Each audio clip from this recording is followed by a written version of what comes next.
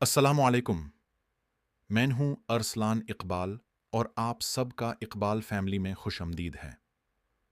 आज मैं आपको एक ऐसे अजीम सहाबी का वाक़या सुनाने जा रहा हूँ जो हमें तलाश हक़ और इस्तिक़ामत का बेहतरीन दर्स देता है।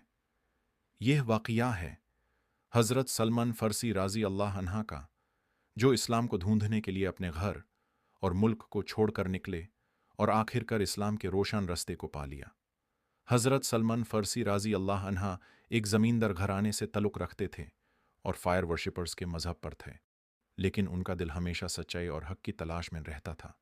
एक दिन उन्होंने एक राहिब की बातें सुनी जो अल्लाह की इबादत और तौहीद का पैगाम दे रहा था।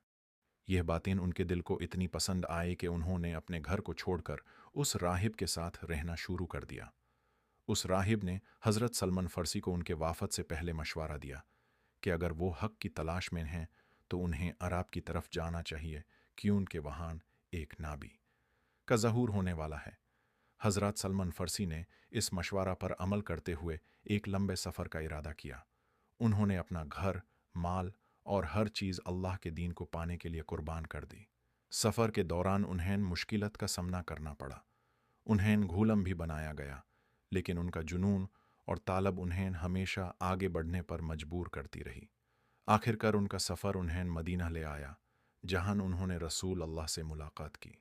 उन्होंने नबी इकरम की निशानियां देखी जो उनके पिछले उस्ताद ने उन्हें बताई थी। जब उन्हें यकीन हो गया कि यह वही नबी हैं जिनका जिक्र उन्हें पहले मिला था, तो उन्होंने तुरंत इस्लाम कबूल कर लिया। हज़रत सलमान फ़ारसी रज़ी अल्लाह अन्हा की तलाश हक़ और उनकी इस्तिक़ामत हमें यह सबक देती है कि अगर दिल में सच्चाई और अल्लाह का पैगाम पाने की लगान हो तो इंसान हर मुश्किल को पार कर सकता है। अल्लाह ताला अपने बंदे को कभी अकेला नहीं छोड़ता जो उसकी तलाश में होता है।